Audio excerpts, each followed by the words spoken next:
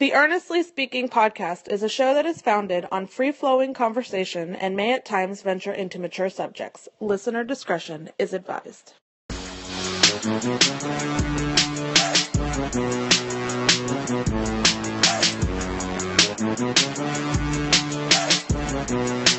We're doing an emergency shooting report just merely minutes after of Divisional Weekend between Packers and Seahawks.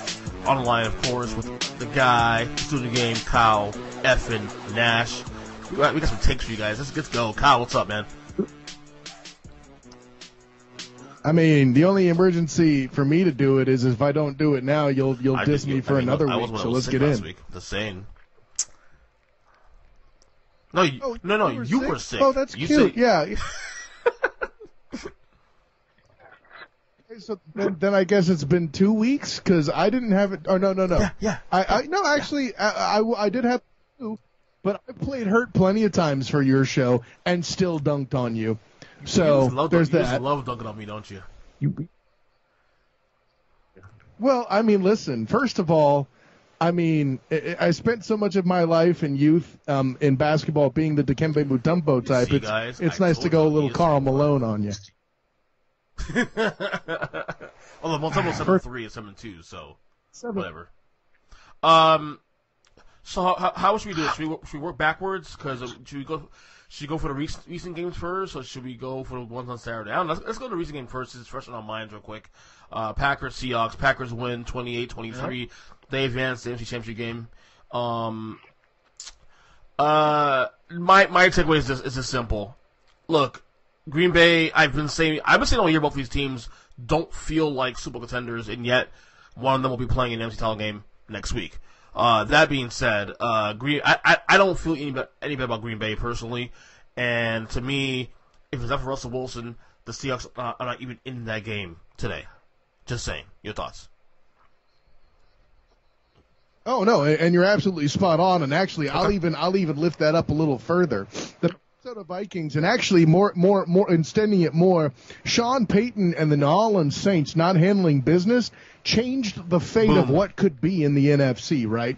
Because had they taken care of business, it would have been an NFC West rivalry matchup, round 3 for all the marbles, right? With Fran hosting Seattle. Don't tell me you could predict how that game would go. I would only pick San Francisco on the basis of what I picked them for in the first or the most recent game that they played, and I'm still inches away from being wrong based on that game. Am I right? So, with all that being said, I don't know that Aaron Rodgers and company has as easy a time with the New Orleans Saints. I don't. So really, if from where I'm concerned, Matt LaFleur and Aaron Rodgers need to send Mike Zimmer and the Vikings, especially your boy Christian Ponder. By the way, did you like that? A Christmas card for next year even about the fact that they got the matchup that they did against the Seattle Seahawks. And the only reason why that matchup was favorable to them is because of one, Charles. Aaron Edward Rodgers or whatever his middle name is. Tom Brady's Edward. There you go, Aaron. Edward Bieber. I thought that was Bieber. Anyways, Super Bowl champion. Come on. Because he's a 6-time Super Bowl champion. I mean, at least I don't call him Justin like he's a member of NSYNC or something. Anyways. That was what the Titans said last week. Anyways. If I'm not mistaken, either today or yesterday is a 20th anniversary of that song. Just saying. Go ahead and continue. You are such a goddamn nerd. I saw it on Twitter, what can I tell you? So, as for that line of thinking, I'm going to wave bye. Anyways, but see, it's funny. Every week I find myself more in a mood for NSYNC's first initial hit, I Want You Back, and yet you diss me for every time. Oh, sorry. Anyways. I am, man. Such a dork. Anyways.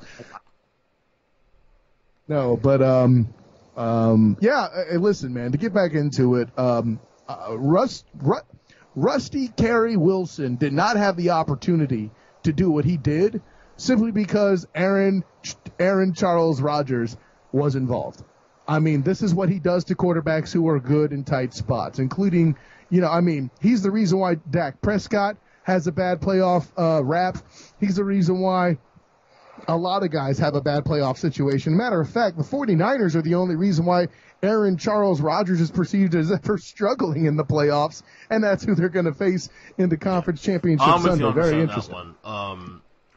And I think the Saints, the Vikings did many teams a solid last week of Wildcard Weekend because the Saints were the monster in the room. That if you had the pulse of every person that covers the NFL, everybody, most people were saying, no. "Oh, I think the Saints going to win the NFC."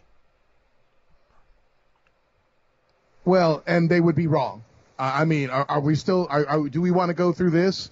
You and your misplaced Saints fan. I'm the same as what people were saying. They turn around and try to give me a skull on Facebook and then pretend the ish didn't happen. No. Stop it. Well, you know I don't like the Saints. Obviously, I was rooting hard for the Vikings for this very reason. I'd rather see any of these teams but the Saints win the NFC this year. So there you go. So there you go. Then you want to try to invent a reason why it's legitimate for you to hate the Niners, like both you and G. Stelio. My reason is more out of respect. It's a childhood thing. It's the same reason I hate the Chicago Bulls. I hated Jordan as a kid. So I mean, I hated the Niners as a kid too. You hate the Niners the same way Lex Luthor hates Superman. Yeah, Gotcha. It's a respect thing, Niners, Giants. Oh my God, let's go. We're rivals. I just got you to the 49ers as Superman. I'm so fucking good. Anyways, continue.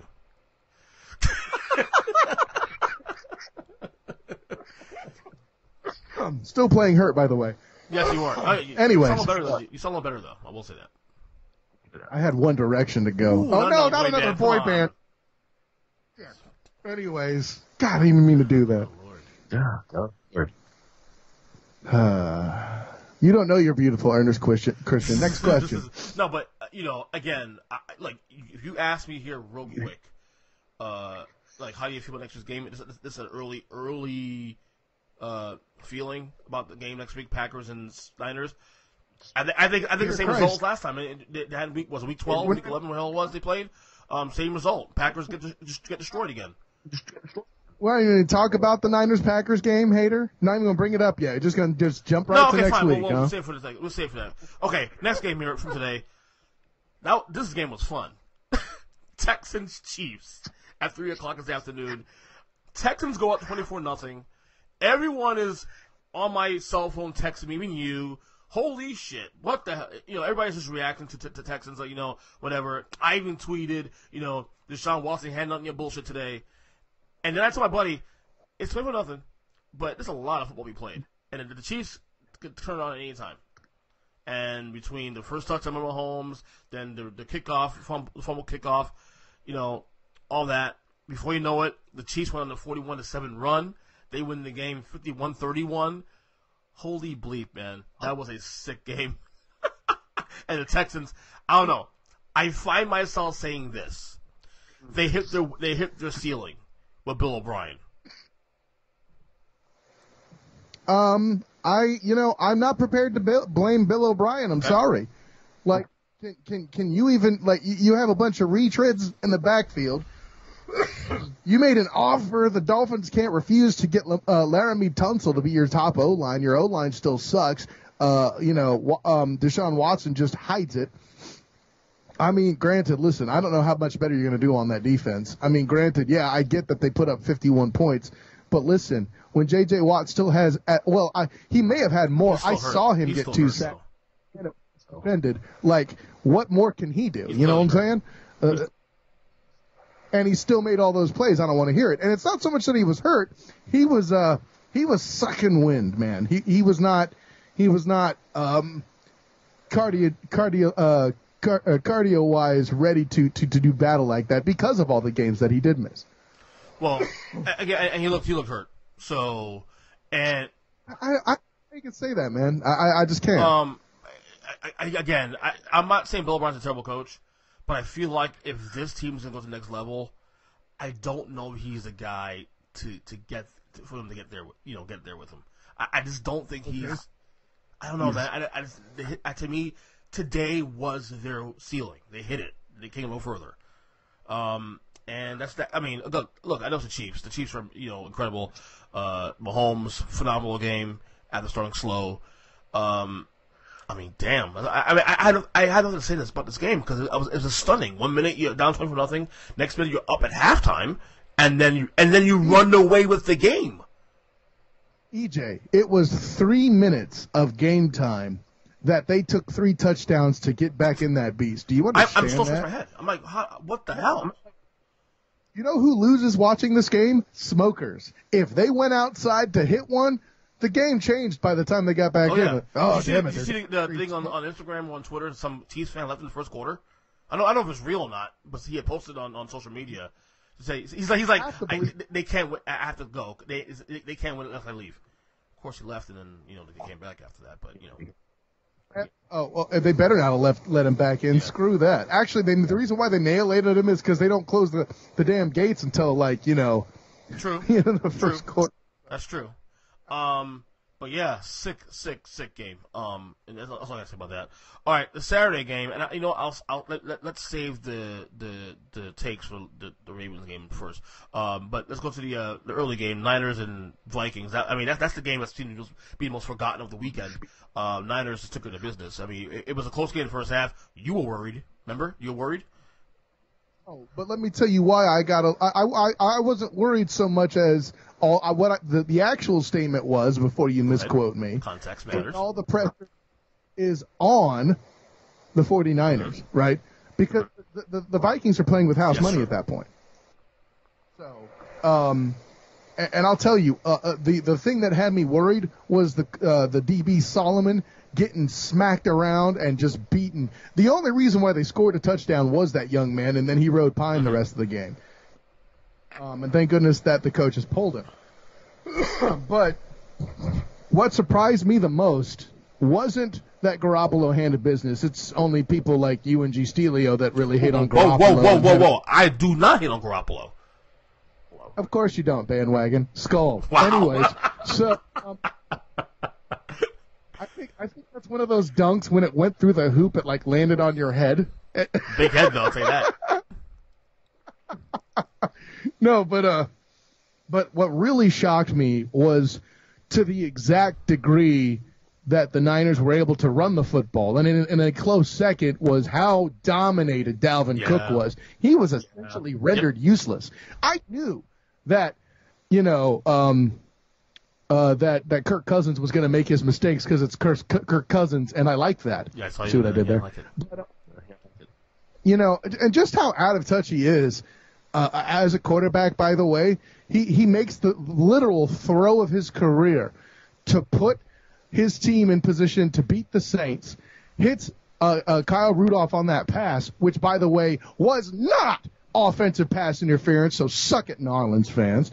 But then what's the first thing he does in the locker room? He drops another "you like that." You're an idiot. You're an idiot. You're an idiot. Because the commercial is even saying you like that. By the way, to continue piling on Kirk Cousins, even though I'm glad he beat the Saints last week, you ever seen him smile before? He has the creepiest smile ever. Dude, I've seen it in person. What are you talking about? Shit, isn't it? It'd be creepy if he didn't look like such a goddamn surfer. Dude. You don't even know. He's either stoned or looking for the beach. And since he's in Florida at the time I saw him, it could have been both. So, Vikings, obviously, look, they did their job. They gave the biggest favor to every team in the NFC by eliminating the Saints, like I said. And the Niners, Niners, they could have been up big in the first half, and then they took a business, of course, and there you go. I'm glad you brought that up, because if I am a 49ers fan, my response to their actual performance for 60 minutes is this. This would not have beaten Aaron Charles Rodgers. Right. All right, final game, and this is the game that has the most shock and most takes. Titans beating the Ravens 20-12 on Saturday night. My biggest fear of this game was this. Because of the nature of Lamar Jackson, the hype all year long, that that we are a society that rises so much to the top only to tear him down. And my fear was if he had lost this game, especially out the gate, first playoff game of this, not first playoff game ever, but first playoff game, this season, of course, that immediately the the blowback happens. Because everybody has to have a take. Everybody has to have a strong take to stand out. And right on cue, it happened. Oh, Lamar Jackson, he sucks. He's just not a good quarterback. He's just, this and that. Like, could we fucking stop with the bullshit? And by the way, that needs to not just be limited to Lamar Jackson. Okay? Like, can we, like, just take a breather on the fact that while I have my own issues and find Baker Mayfield annoying, like, it's not his fault the Browns didn't do what they were supposed to. Oh, he may have been part of it, but he ain't it. Right. Can we stop blaming Sam Darnold for the fact the Jets suck? It's the ownership. And likewise, can we please give a little bit of props to the Ravens for being smart enough to know that they have the situation that the kid could prosper in and drafting him at the spot where they took advantage of him and made him look great. And then also props further to Lamar Jackson. Listen, the biggest problem I had with him in college was that when I watched him in the big spotlight games, he always struggled. Mm-hmm. Okay? Except the one spotlight I liked him that started to make me see him trend up was in San Diego. Now, keep in mind, the moment the Baltimore Ravens drafted one Lamar Jackson, I was hoping and praying that he would supplant Falco for two reasons. A, he was the better quarterback. B, I said it. And B, if he was sitting behind Joe Flacco in Baltimore, the people who have made this a political issue, the fact that he's not starting, would have further ammunition that he's sitting behind somebody who's as bad as his job as Joe Flacco, right? Which, of course, you're seeing now also in Denver. He still stinks. What? Oh, yeah, so it's confirmed now. Yeah. It's not just Baltimore. It's that he stinks. I mean, I've been trying to tell people this for years. And only now are people finally starting to come around, not mention any names, but, I mean, as much as I want to put this dude on blast, he just sent me an IM today being like, do we have a problem? But I digress. I kind of want to know what it is, though, but I won't say anything. No, it is. I'll tell you off air. But the punchline is, and I don't care, because you're right, it's become political and it's so goddamn stupid. But I don't care who you are, Ernest Christian. If you have as many snaps, which he had 59 passes alone, and, I forget how many running attempts he had, but if you have, let's say, 80 or more of the carries, attempts on offense for your team, and you're turning in over 500 total yards that you're involved in, somebody needs to shut up. All right? Obviously, he started a little clanky. He threw a couple interceptions. Listen, this is what happens sometimes, man. A lot of drops, too, that game as well. A lot of drops. Yeah, where's the rest of his teammates? Mark Ingram wasn't 100%. He didn't play the entire game. Mark Andrews, the big tight end, he was going into this game banged up. You even heard the commentators, why isn't Andrews in the game? And you want to try to put this all on Lamar Jackson's fault. Listen, now, I will say this. My answer's somewhere in the middle. He's obviously still a great quarterback. Listen, all you did was show that in come training camp upcoming, he needs to work on putting some touch on his passes. Too many of them were just blown past the receiver. I don't think he'd disagree with you. I don't think any decent football analyst would disagree with you. This isn't me saying he's bad, by the way. That's just the one flaw I see in his passing game. Please note that I use the term one single flaw. It's correctable. It's tough, but it's correctable. And should he correct it?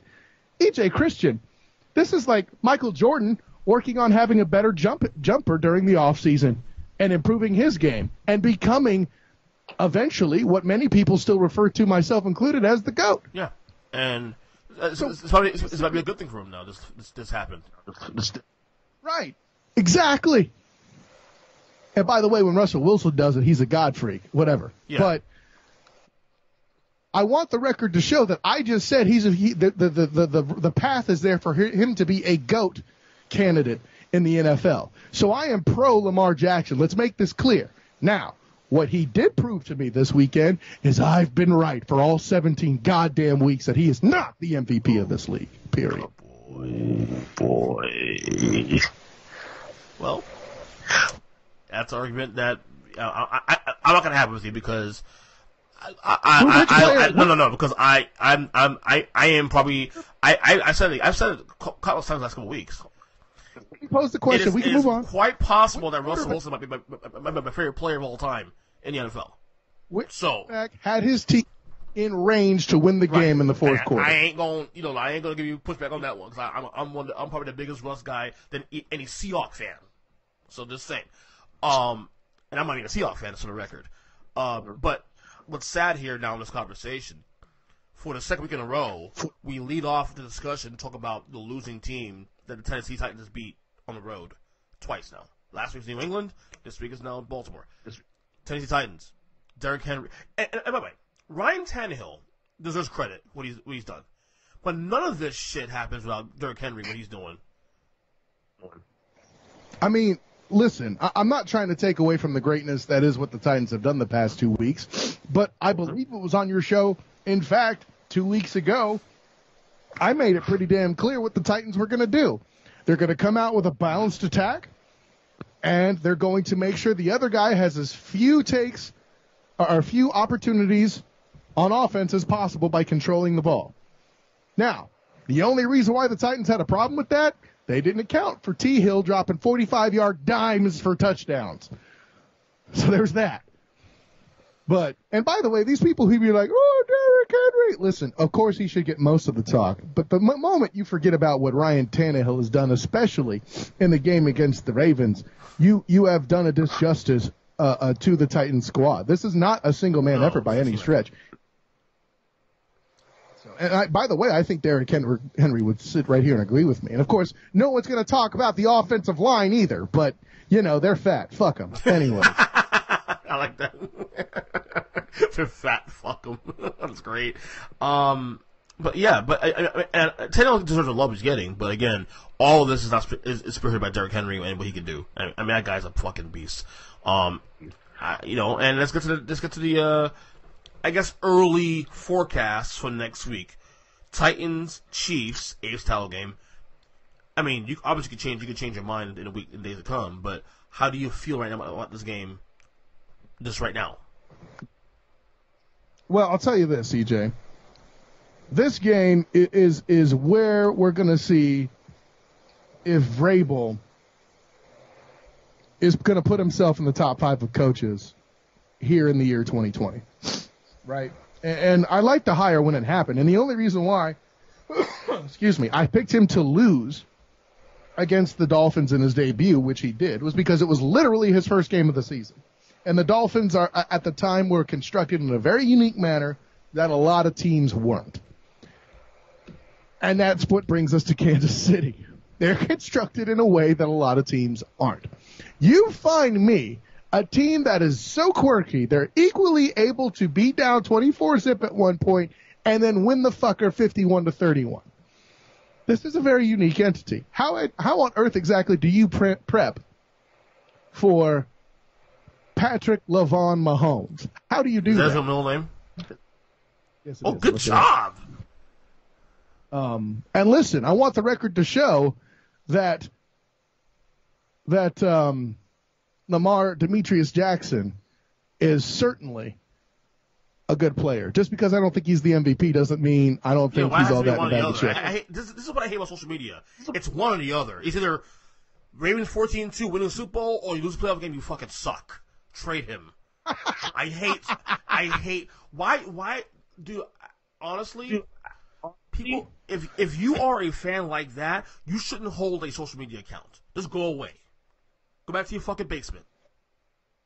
Okay, so in other news, apparently EJ wants to cut about 50 million accounts from Twitter. So damn annoying. But anyway. No, but I digress. I know, hey, and a fine one at that. And listen, give T. Hill the credit. I mean, listen, what makes them tough is they have balance. This is a team that has balance. Kansas City does not have balance. And yet somehow they just have different ways to attack you. It's very strange. And once again, I find myself at a place where I'm not brave enough to pick the Titans to win this game. They're playing with house money. They don't give a damn. All the pressure, and then some, is on the Chiefs because of their favored nature at this point. The top seed has been knocked off, and they have no excuse to let some upstart 6 seed beat them. And Andy Reid has his own troubled past. This is now or never for Andy Reid. Exactly. Of course, it was now or never for Andy Reid last year, right? Yeah, Anyways, we knew that they could be back in this spot, at least in this spot here this week. We knew that. I think we all assumed that. I mean, as long as you have Patrick Mahomes, you have a chance. And by the way, Patrick Mahomes proved today why he's still the top quarterback Absolutely. in the NFL. How you feel about Lamar Demetrius Jackson, Patrick LaVon Mahomes? Dude. What was I saying to you the last couple weeks when the season ended? Like, and deservedly so, Baltimore deserved the props. You go 14-2. 14-2 is 14-2. You have to respect that. Yeah. But the Chiefs became underrated in the process. Yes. Well, no, the Chiefs. Listen, the Chiefs struggled for some weeks. They did. And Mahomes also missed some time too. On top of that.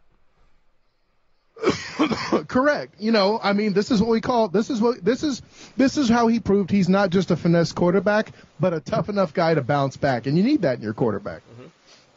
Mm-hmm. Mm-hmm. So. All right. So I'm with you right now. I've had a pick right now out the chute. I'm leaning KC. That's that. NFC game: Packers and Niners. I already teased it earlier in the pod. I think right now out the chute. If you ask me, gun in my head right now on Sunday with 6 days ago, I would say the same result as last time when they played on Sunday Football. Niners in a blowout over Green Bay. I just don't like this Packers team. I'm rooting the Packers win the game, but I just don't see it happening. They don't feel like a Super Bowl team to me. Such a goddamn hater. You'll get over it. Hey.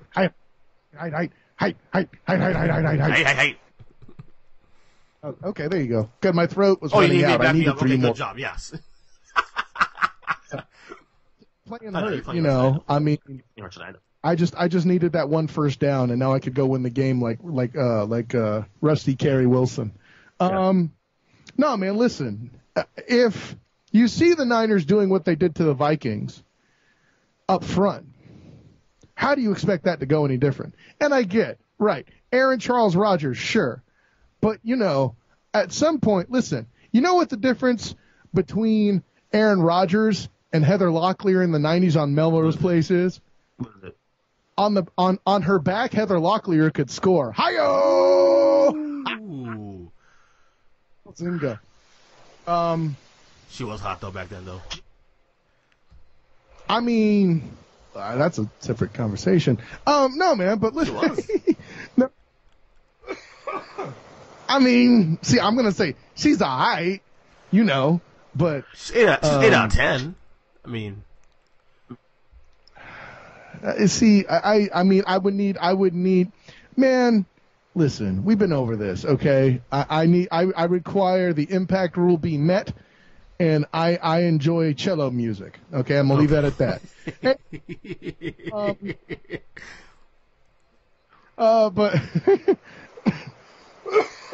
But what I will say is I'm burping right now doing this podcast. You hear coughing, like, shit, what have I done? I'm playing hurt, man. That's a me decision.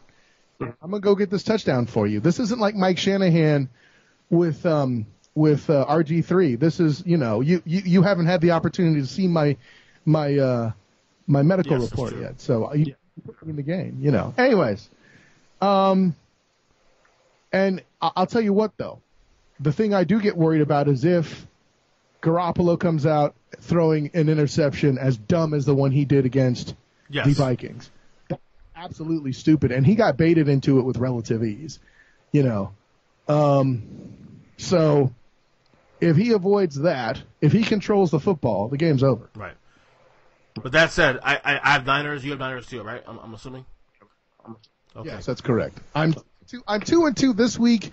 One Rusty Carey comeback away from being 3-1. By the way, I went 4-0 on my picks this weekend. 4-0 this week. I got the over in this game. It hit.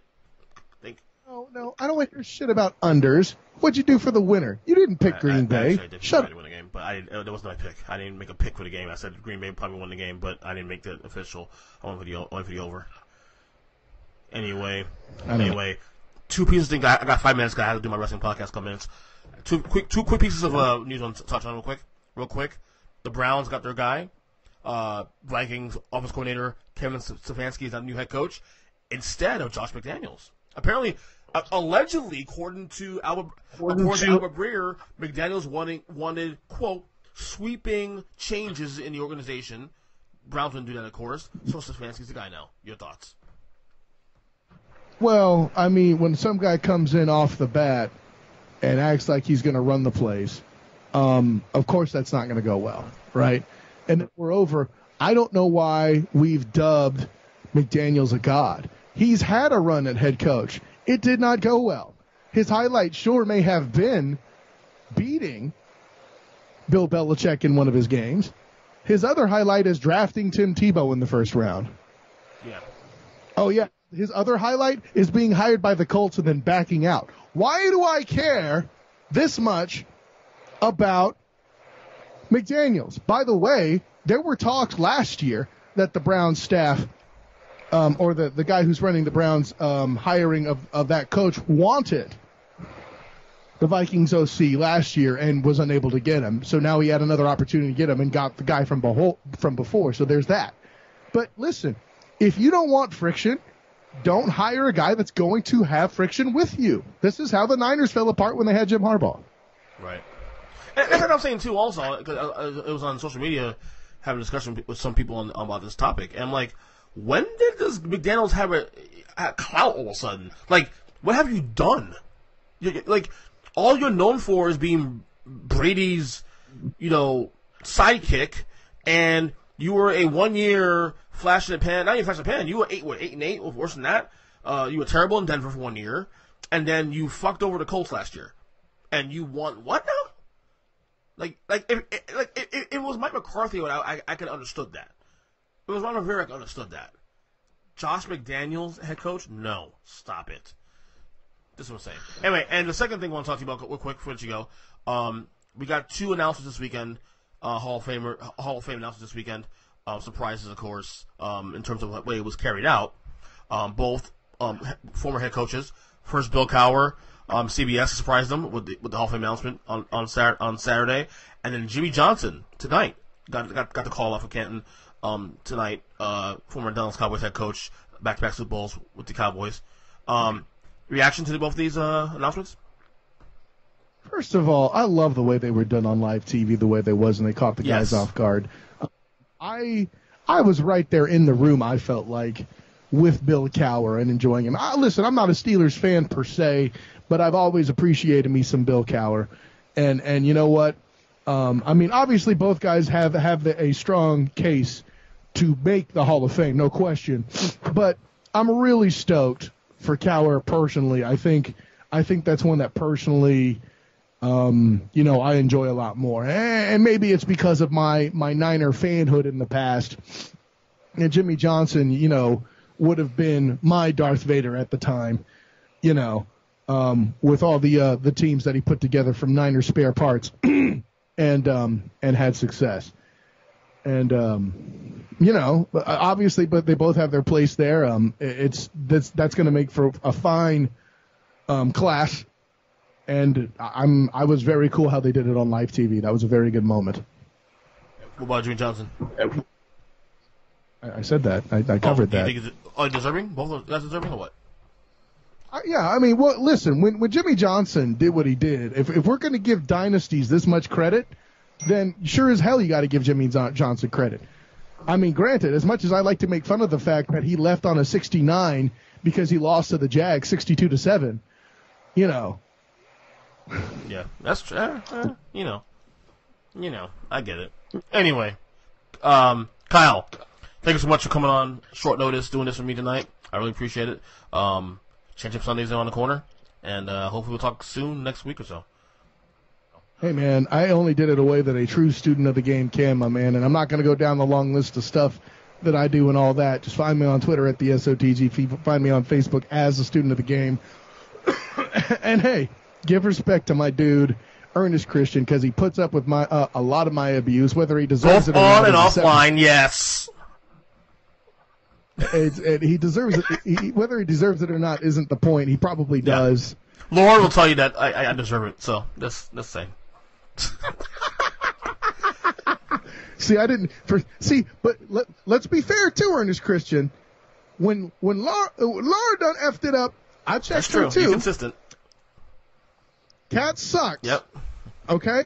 And by the way, no interest in seeing the movie. That's for damn sure. I don't want to see the movie at all. So. Is she going to? I don't know. Actually, to be honest with you, she hasn't mentioned anything about it. Well, I'm sure it'll suck just like the play does. Anyway, said it. You did say it. You said it. Anyways, man, listen, I'm going to get out of here before I get myself in more trouble with your wife. Until next time, my man. Class.